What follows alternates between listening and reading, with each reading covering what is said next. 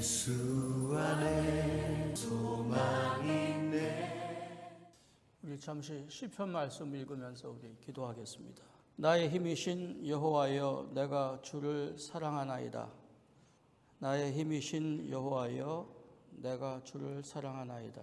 여호와는 나의 반석이시요 나의 요새시요 나를 건지시는 이시요 나의 하나님이시요 내가 그 안에 피할 나의 바위시요 나의 방패시요 나의 구원의 뿌리시요 나의 산성이시로다.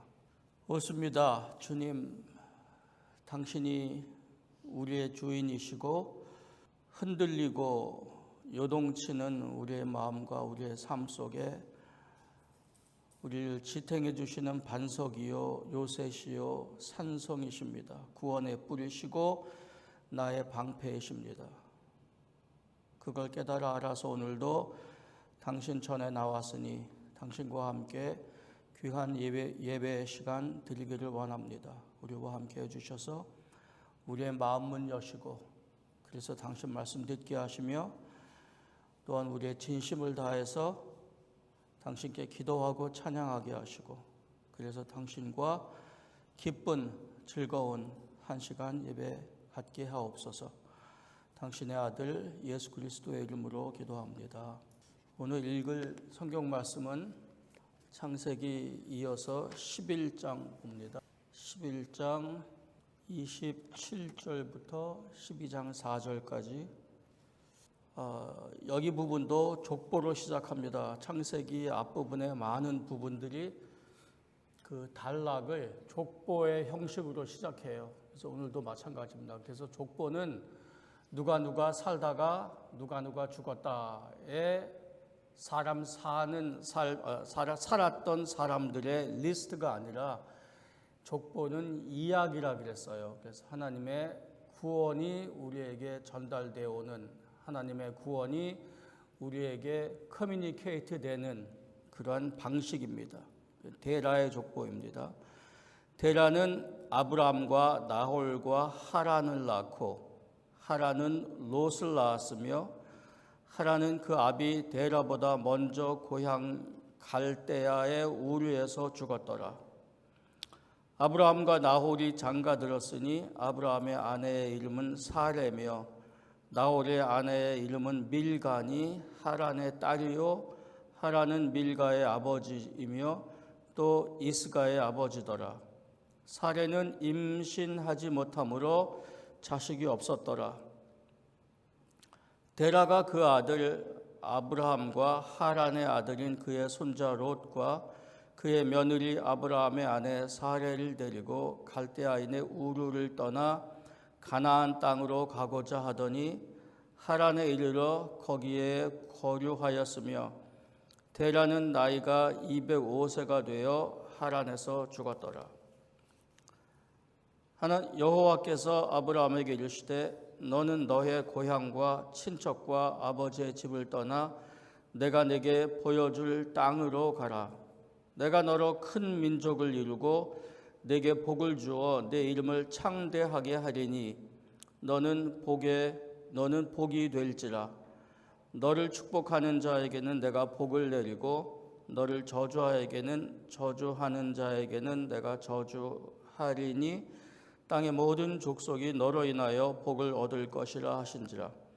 이에 아브라함이 여호와의 말씀을 따라갔고 롯도 그와 함께 갔으며 아브라함이 하란을 떠날 때에 75세였더라.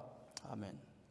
우리가 10장하고 11장을 건너뛰었는데요. 그러니까 노아 홍수 다음에 이제 아브라함 이야기를 지금 읽었는데 큰 차이가 있어요. 노아 언약까지는 세상 전부에 관해서 이야기했었어요. 그렇죠? 그래서 창세기 1장과 2장을 쓴 저자가 자기가 쓴 창조 기사의 언어로 노아 홍수를 기록했어요. 그래서 각기 그 종류대로 온 땅에서 물로 가득 차고 물이 마르고 한 창조 방식을 그대로 홍수에 적용해서 홍수가 홍수로 죄로 가득한 땅을 심판하고 생명을 죽이고 오직 하나님께서 은혜로 선택하신 방주에 있는 사람과 생물만을 살리고 구원하셨어요. 그리고 땅이 마르면서 똑같은 창조기사의 말씀을 인용하면서 생육하고 번성해라 라는 창조기사의 원래 주셨던 창조의 목적을 그대로 유지하시겠다고 하신 게 홍수 이야기였었어요. 그러니까 노아 홍수는 재창조였었어요. 그래서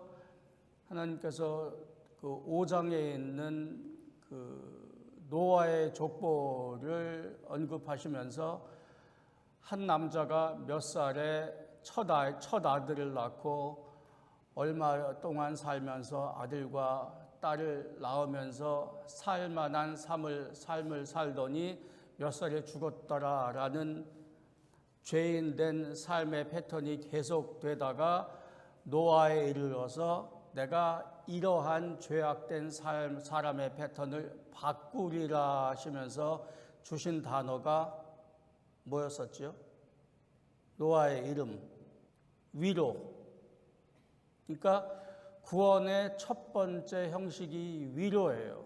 그래서 노아의 홍수와 방주를 통해서 새 창조하시면서 하나님께서 염두에 두신 구원의 방식은 위로였었어요. 그래서 노아 방주를 통해서 재창조된 것을 통해서 위로를 우리가 읽어야 합니다. 그래서 어떤 의미의 위로인가? 그래서 새 창조는 있었던 창조가 죄악되니까 쓸어버리고 전혀 없는 전혀 새로운 창조 세계를 만든 게 아니라 있던 것 잘 만들어진 것이 죄로 망가진 것을 고치셔서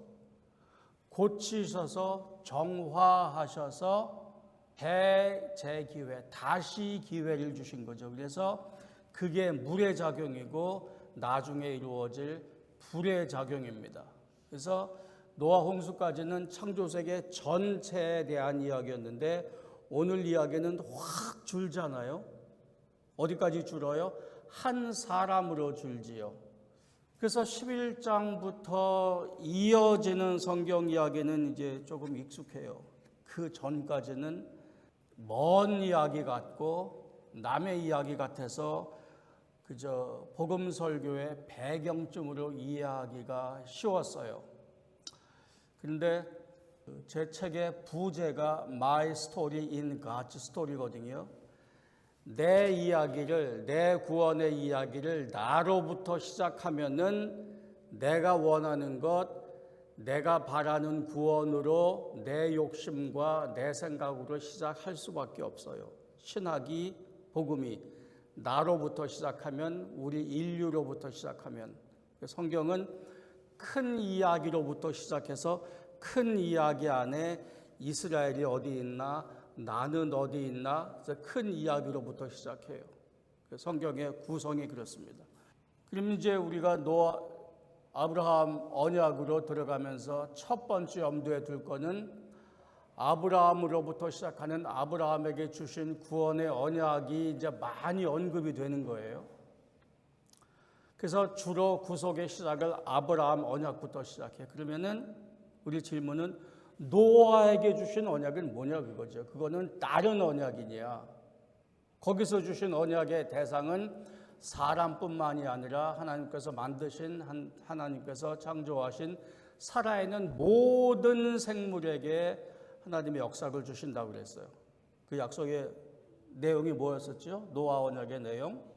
이 땅이 구름으로 덮일 때에 날씨 얘기하는 게 아니라 이 땅에 노아 홍수 지나면서 재창조하신 이후에도 하나님의 구원이 온전히 이루어질 때까지 세상에 죄악이 그대로 있을 터인데 그랬잖아요. 그리고 그 생육하고 번성하라 9장 1절부터 7절 사이에 이러한 창조 질서가 이어질 텐데 니네들이 욕심이 많아서 이 세상에 먹고 싶은 거는 다 먹으려고 그럴 거다. 그래서 살은 먹되 핏째 먹지 말지니라. 그래서 하나님의 구원이 우리식으로 말하면 예수를 통해서 온전히 이룰 때까지 세상에 죄악이 많을 텐데 그때 그동안 이렇게 살아라 했잖아요.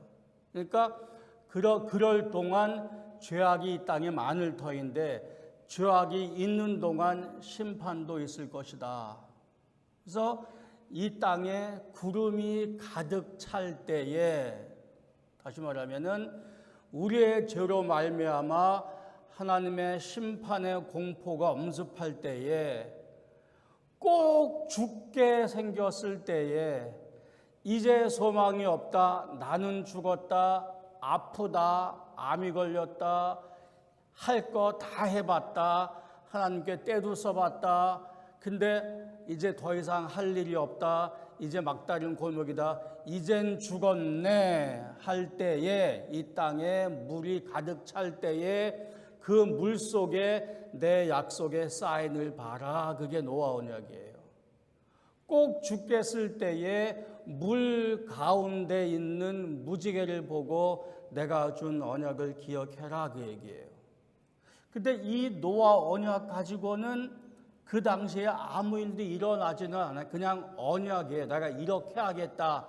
내가 죄로 만연한 이 땅에 죄로 곤고히 사는 너희에게 노아를 통해서 위로의 구원을 시작하겠다, 앞으로 하겠다, 그 말씀이죠. 그러니까 노아의 언약이 앞으로 하실 하나님의 구원에 관련이 있다. 다시 말하면은 너희가 꼭 죽게 되었을 때에 그 안에 내가 주는 위로와 은혜를 바라보아라가 어떻게 아브라함에게 주신 언약, 내가 너로 큰 민족을 이루고 내게 복을 주어 내 이름을 창대케 하겠다, 내가 복의 근원이 될 것이며 모든 민족이 너로 인하여 구원을 얻으리라가 어떻게 연결될 거냐, 그 말이. 그거 보이세요?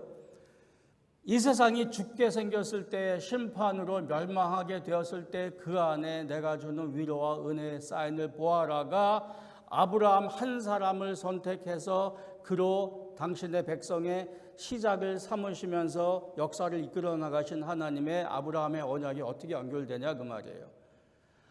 내가 다시는 물로 세상을 심판하지 아니라라는 부정적으로 쓰인, 뭐 하지 아니하리라라는 하나님의 구원의 약속은 부정적으로 쓰여졌잖아요. 그것이 아브라함에게 언약에 있어서는 긍정적으로 내가 이것을 하리라. 그래서 노아에게 주신 언약이 구체적으로 인류 역사 안에 어떻게 이루어지기 시작하느냐, 그 얘기예요. 노아 언약이 어떻게 인류 역사 안에 구체적으로 시작되느냐. 근데 그거를 한 사람으로 시작하세요. 그래서 이 한 사람으로 시작한 얘기는 궁극적으로 예수 그리스도라는 한 사람으로 이어질 거고, 예수의 사건이 지난 다음에 바울 사도는 뭐라 그래요? 한 사람을 통해서 죄가 이 세상에 들어온 것처럼, 아담을 통해서 들어온 것처럼 내가 한 사람을 세우리니 그 올바른 한 사람이 이 세상을 구원하리라. 그래서 예수 그리스도가 둘째 아담 또는 마지막 아담, 첫 번째 아담은 죄로 망가뜨리는 아담, 두 번째는 살리는 아담, 이렇게 되잖아요. 그래서 바울은 성경 전체의 구속 역사를 이제 그런 형식으로 보는 거죠. 그래서 오늘 아브라함을 부르시고 그에게 그와 함께 삶을 사시는데 11장부터 22장까지 가요. 이게 굉장히 긴 이야기거든요. 그 시시콜콜한 얘기에 중심되는, 이제 핵심되는 이야기를 오늘부터 시작해서 한 두 번, 세 번쯤 볼 겁니다. 너와 너의 고향 친척과 아비집을 떠나, 고향 친척 아비집을 떠나, 고향 친척 아비집을 떠나. 이 세 개는 같은 거지요. 근데 세 개를 반복이 아니라, 그렇죠. 같은 의미를 붙였으면서 그 안에 무엇과 무엇이 없이, 과가 없이 단어 세 개가 모아진 거예요. 하나님이 급하세요. 빨리 나와라. 너 거기 안 들어갈 테니까 한 번 나오면 안 들어가.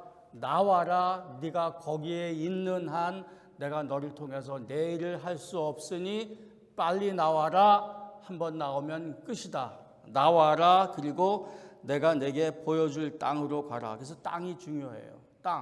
땅은 이전에도 중요했어요. 그렇죠? 땅과 물이었잖아요. 근데 여기서 중요한 것은 땅과 자손이에요. 내가 너를 큰 민족을 이루고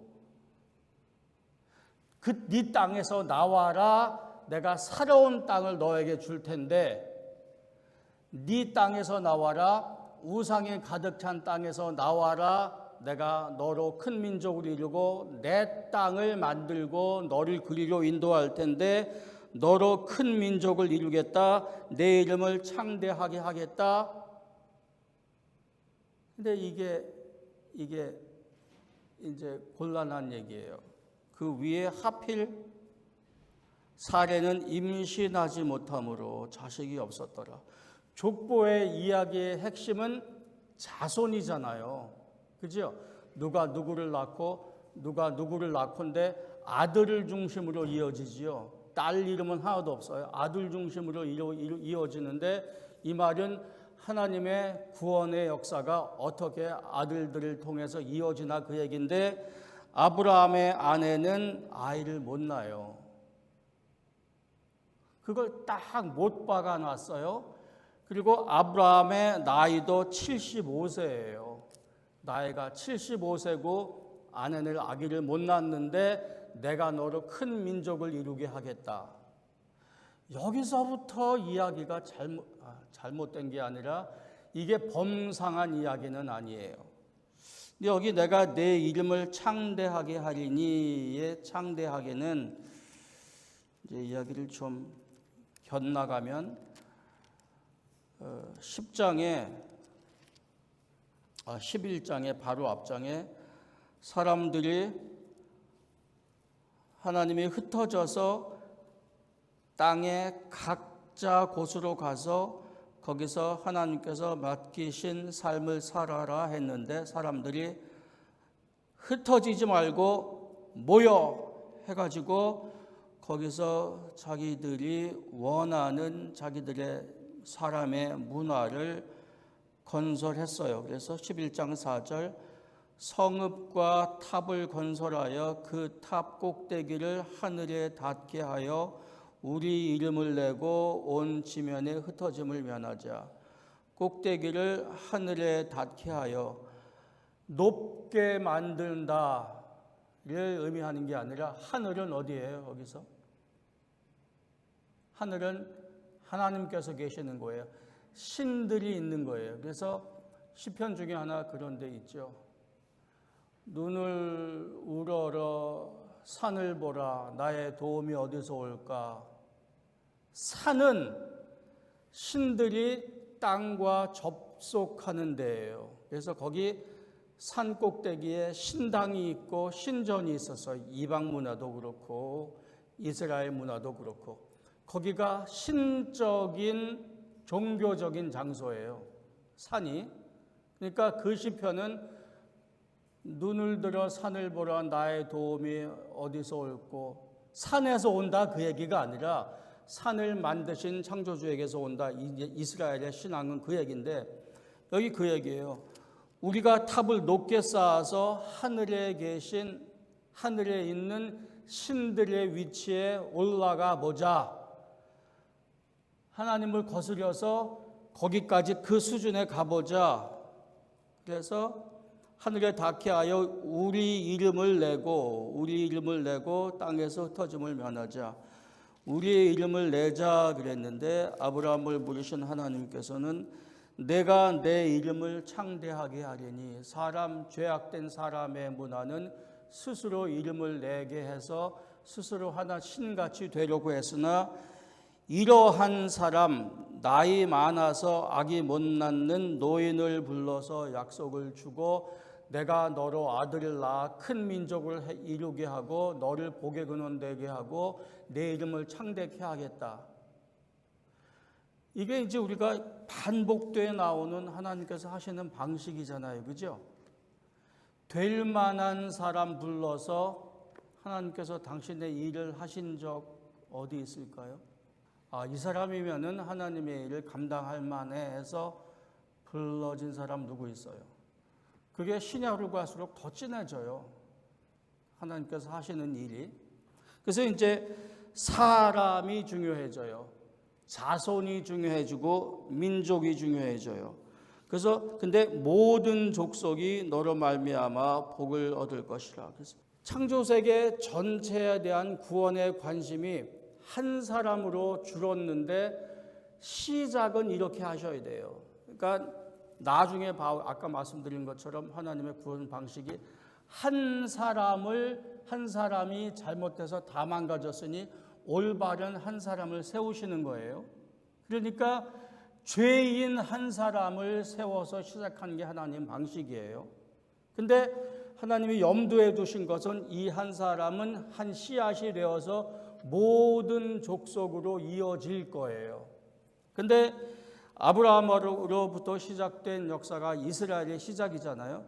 그 이스라엘의 역사가 지금부터 시작해서 구약 끝까지 이 수백 장 페이지가 이스라엘의 역사인 거예요. 그래서 마치 복음은 이스라엘을 위한 것처럼 이해되기 쉬워요. 근데 우리가 성경을 잘 읽어보면 특별히 여기도 그렇고 성경 읽는 구약 성경 구석구석에 이스라엘만을 위한 게 아니고 하나님께서 모든 족속을 아브라함 안에 부르신 것, 아브라함을 씨앗으로 부르신 것을 봐요. 그래서 좀 이따 이제 나올 것처럼 아브라함이 한 개인으로 하나님 앞에 선택돼서 구원된 게 아니라 사레가 한 개인으로 낚시하시는 것처럼 불려진 게 아니라 아브라함은 열국의 아비, 만국의 아비로 만국의 아버지로 그의 아내 사레는 열국 만국의 어미로 불리워졌어요.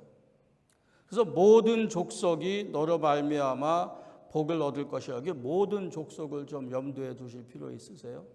그래서 나중에 아브라함 시대가 지나고 한참 400년 이상 지난 다음에 모세를 통해서 율법을 주실 때 율법은 한마디로 말하면은 이미 하나님 백성 된 이스라엘에게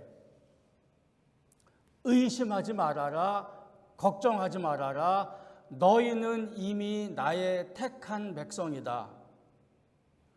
구원은 선택으로 시작돼요. 그러니까 언약이 율법 앞에 있는 거예요. 근데 이 기독교 복음을 잘못 이해하면은 율법이 앞에 있고 언약이 뒤에 있는 이걸로 이해하면은 이건 기독교가 아니에요.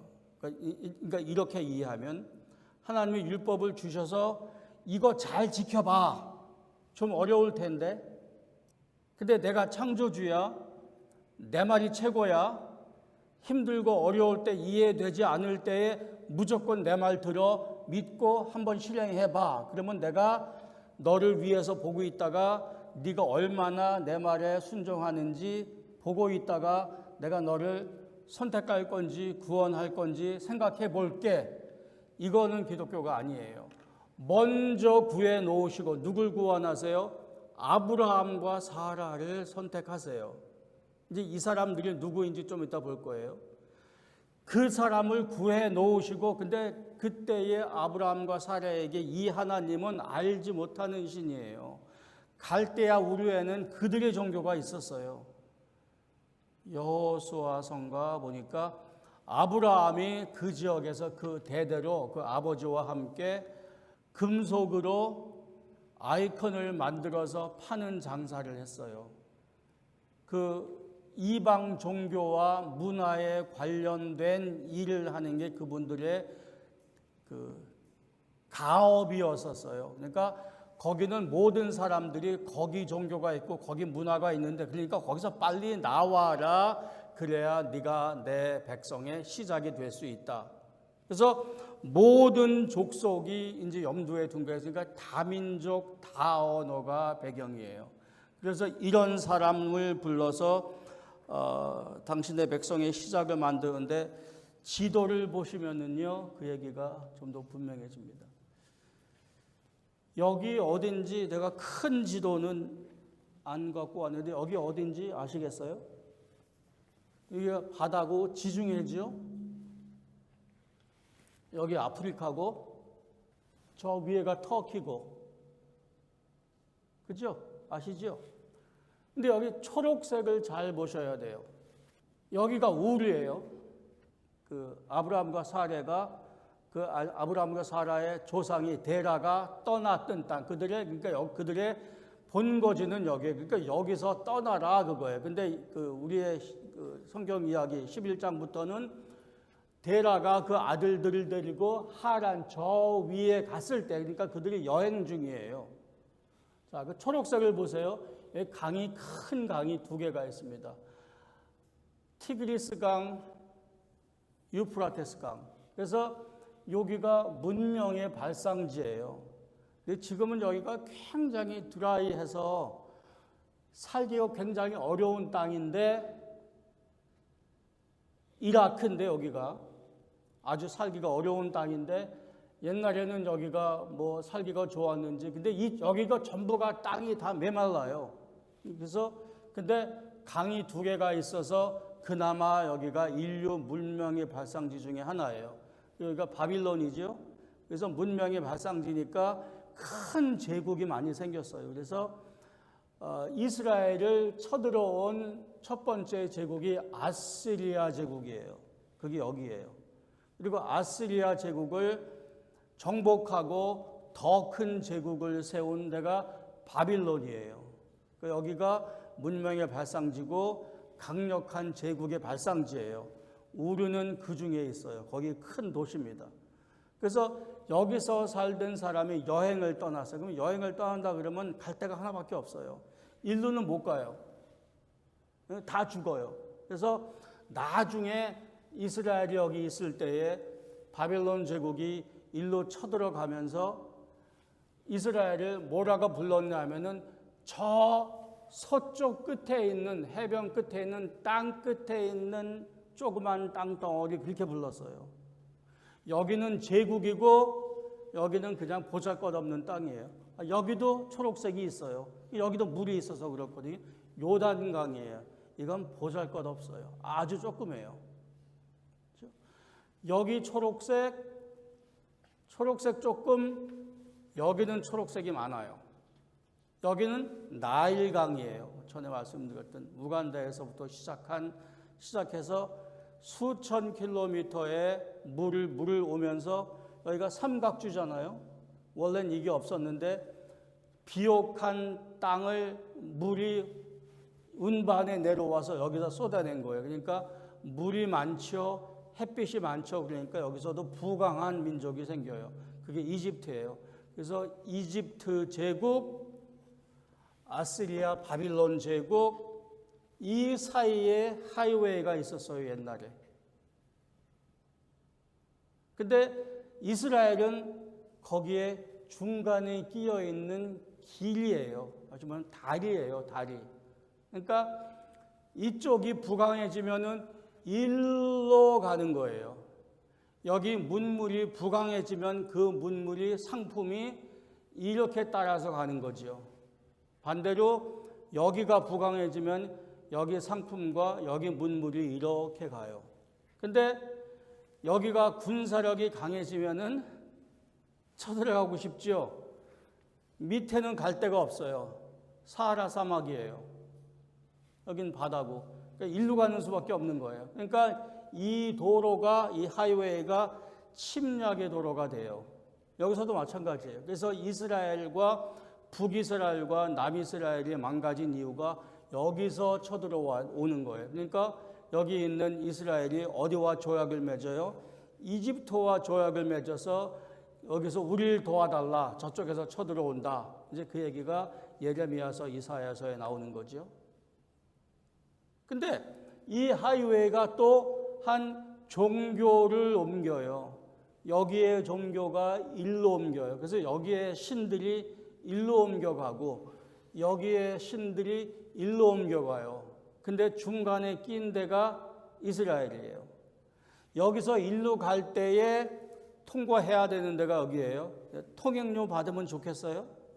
그게 아니라 이거는 이쪽에서 봐도 그렇고 이쪽에서 봐도 그렇고 여기는 반드시 거쳐야 되는 다리예요. 이거는 반드시 내가 차지해야 하는 땅이에요. 여기서도 그렇고 여기서도 그렇고. 조금만 동쪽으로 가면 여기는 사막이에요. 못 살아요. 여기는 바다예요. 도저히 못 살아요. 그러니까 여기 그 가느다란 수출입해서 살 수밖에 없는 거예요. 참 좋은 땅 아니에요. 지정학적으로 볼 때. 그럼 하나님께서는 왜 하필 여기냐 그 말이에요. 그러니까 아브라함의 아버지 데라가 여기를 떠나고자 했을 때 갈 때는 여기밖에 없어요. 그래서 가나안 땅으로 가고자 했더니 여기밖에 갈 데가 없는 거예요. 여기를 떠난다 그러면. 그래서 아브라함이 여기서부터 시작을 해서 여기까지 왔다가 이제 12장에 이집트를 걸쳐서 여기서 여기 별로 안 멀어요. 여기 갔다가 다시 오는 이야기죠. 그래서 이 지형적인 이 이스라엘의 지역적인 요소가 우리에게 주는 이스라엘의 왜 하필 적이냐가 앞으로 이루어질 하나님의 구속의 방향을 설정하는데 그 첫 번째는 다민족 다언어예요. 볼 거지만 땅의 모든 족속이 너로 인하여 복을 얻을 것이라. 우리가 10장 11장 안 읽었는데 거기 무슨 민족이 누구를 낳고 무슨 민족이 누구를 낳고 어디에 흩어졌더라 그래서 노아의 자손이 가서 흩어져서 살던 지역이 여기예요. 여기도 노아의 자손이 흩어져 살던 데예요. 근데 성경에 여기에 사는 사람의 근거는 별로 얘기가 안 나와요. 그러니까 우리 염두에 둘 거는 성경은 구원의 시작부터 다민족 다언어예요. 근데 다민족 다언어 그러면은 지금도 그렇지만 옛날에는 그게 더 심했어요. 다민족 다언어 되면은 화합이 잘 되는 데입니까? 갈등과 문제가 많은 데입니까? 다민족 다언어 그러면은 지금도 얼마나 힘들어요. 근데 이때는 싸울 때예요. 다민족 다언어면은 그 초기가 별로 안 좋아요. 그럼 사막이 아닌 땅이 있었을 거 아니에요. 그때에도 왜 꼭 여기여야 하냐 말이죠. 근데 나중에 이제 이집트에서 여기서 요셉을 일로 보내서 그 이집트는 부강한 문화의 인류의 상징이에요. 여기는 부강한 문화의 상징이에요. 그래서 여기서 흉년이 들면 가는 데가 여기예요. 배고프면 가는 데가 여기예요. 그래서 아브라함과 사라도 여기 갔다가 여기 살다가 돌아왔어요. 예수도 여기 갔다가 돌아왔다고 그러잖아요. 그럼 아브라함이 이속에 갔다가 온 것처럼 그의 한참 손자인 요셉이 일로 팔려갔다가 여기서 한 민족이 돼서 나오죠. 그게 이제 이스라엘의 시작이에요. 세상 문화라는 자궁 안에서 하나님의 백성이 태어나요.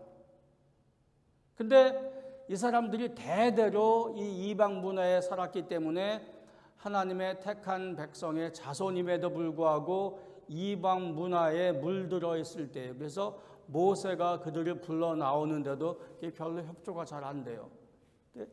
불러가지고 일로 여기가 목적지니까 이렇게 가면 돼요. 이거 하이웨이잖아요. 근데 못 가요. 여기 이스라엘 군대가 딱 하이웨이를 지키고 있어서. 그러니까 겁나서 못 가는 거예요. 그러니까 하나님이 어디로 인도하세요? 이렇게 해서 아라비아 반도로 가죠. 그럼 거의 여기 같아요. 여긴 더 못 살 때죠. 40년 동안 방황하잖아요. 근데 율법을 거기서 주세요. 너희는 내 백성이다. 의심하지 말아라. 내가 다 너희를 시험 안 한다. 너희는 이미 내 백성이다. 그러니까 내 법으로 살아라가 율법이에요. 근데 왜 하필 거기서 주냔 말이에요. 율법을. 그래야 훈련이 돼요. 먹을 게 많고 내가 노력하고 하면은 저게 먹을 게 많고 내가 골라 먹을 게 많으면은 하나님이 나를 살리시는 걸 몰라요. 그 네가 고기 먹고 싶다고 할 때 내가 고기 주고 바위에서 물을 내고 하늘에서 고기가 나오고 하늘에서 만나가 떨어지고 그러니까 오직 하나님의 능력으로만 우리가 구원받고 살 수 있다라는 걸 하나님께서 가르치고 싶으신데 그 택하신 장소가 광야였단 말이죠. 근데 그 사람들이 거기서 다 죽어요. 둘만 빼고 하나님의 심판으로. 그래서 결국은 우여곡절 끝에 여기 오기는 오죠. 이렇게 들어가지요. 그러니까 이렇게 곤고하고 곤란한 역사는 하나님의 구원 역사는 타민족과 관련 안에서 이루어져요. 그리고 타민족과 관련된 안에서 이루어진다는 얘기는 갈등과 그냥 사실 갈등 그러면은 그냥 너무 추상적이에요. 업신여김과 창피함과 불쌍해짐 가운데서 하나님 백성이 커요. 어디 이스라엘 히브리 족속이 가서 나 여기 있어. 니네 한번 내 말 들어봐. 할 데가 없어요. 여기는 조그만 땅이고 여기는 조그만 민족이에요. 그냥 강대국에 둘러싸인 거지요.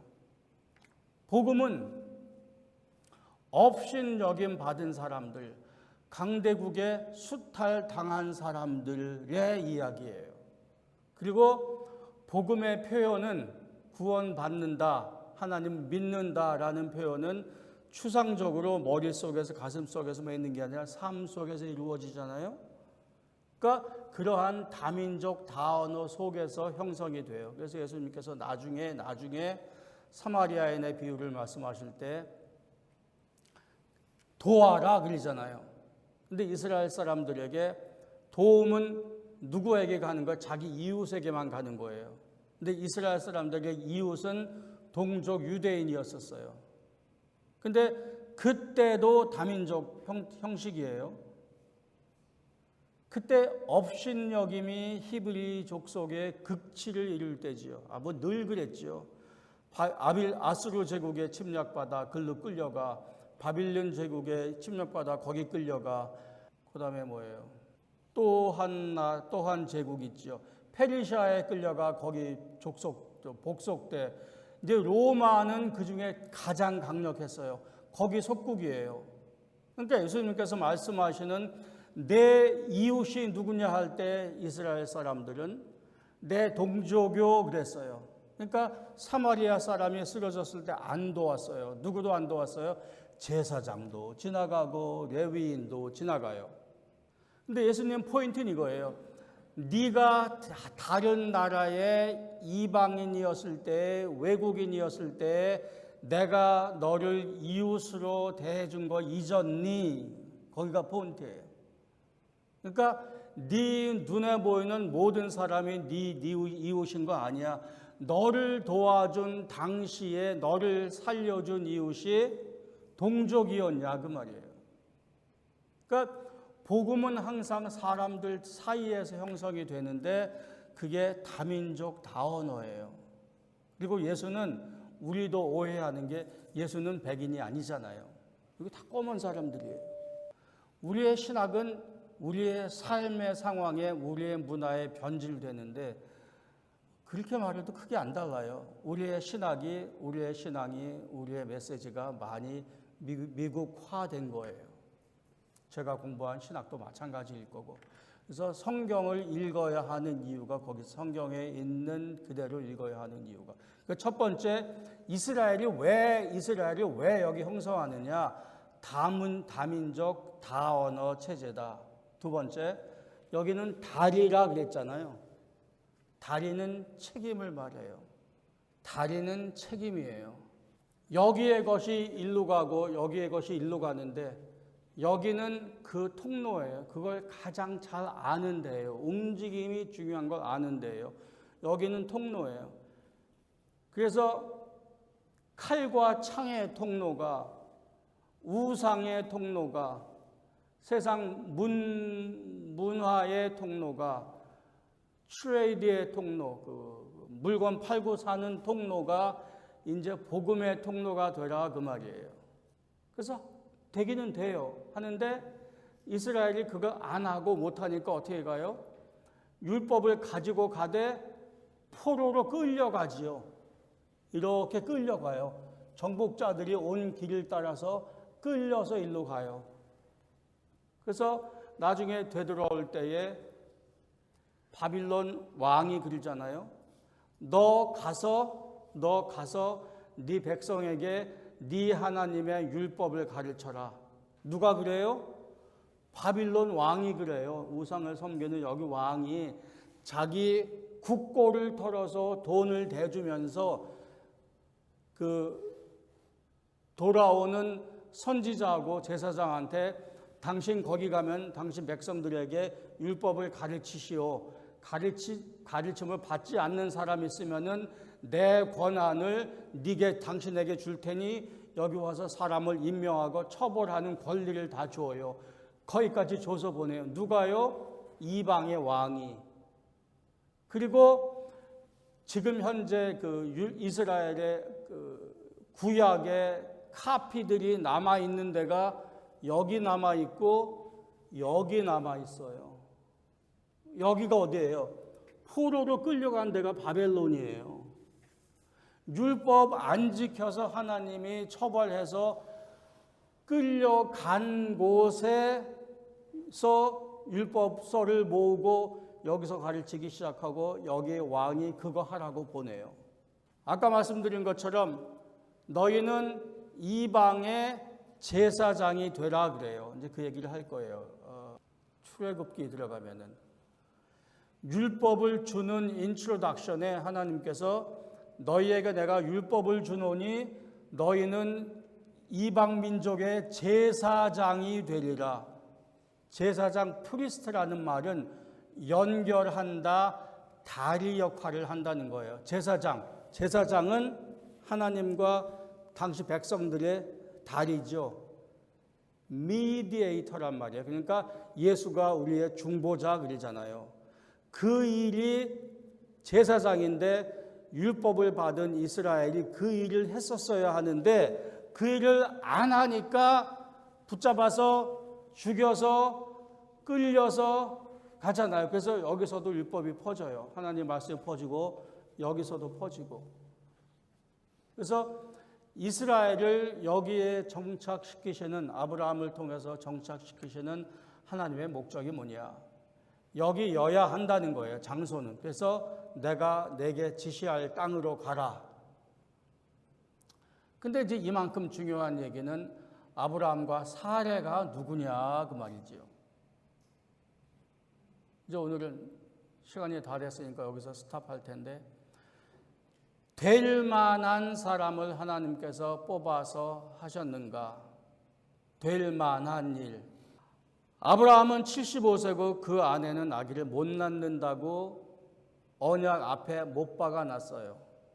근데 이 사람들을 불러서 내가 내게 지시할 땅으로 가라. 물론 주소가 없지요.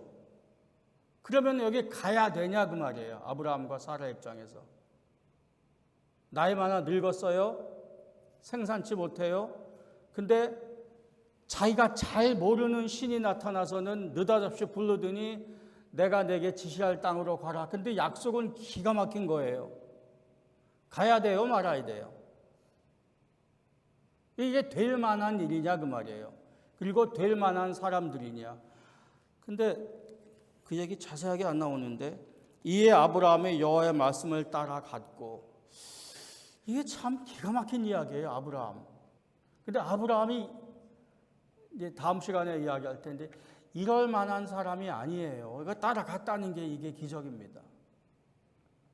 그래서 이제 이야기 읽으면서 옛날 옛적에 아브라함과 사라가 있었는데 이렇고 이랬대더라 하면은 정말 이건 남의 얘기예요. 이게 누구 얘기예요?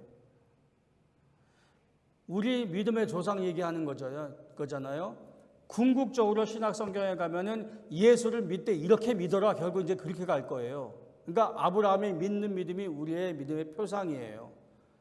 그러니까 오늘부터 시작되는 얘기에 나는 아브라함이요 나는 사레라 하고 그 신발 속에 들어가 봐야 이야기가 내 얘기가 되는 거죠.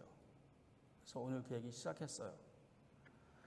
이스라엘은 예수가 오는 가장 유일한 통로입니다. 그래서 이 이야기가 매우 중요해요. 이 이야기를 이제 앞으로 읽어갈 텐데 11장부터 22장까지 읽어오시라 그랬었는데 혹시 안 읽어오신 분 있으시면 한번 살펴보시고 이 얘기 진짜 재밌으니까요. 한번 읽어보신 분들은 또 한번 읽어보시면 어떨까 싶습니다. 기도하겠습니다.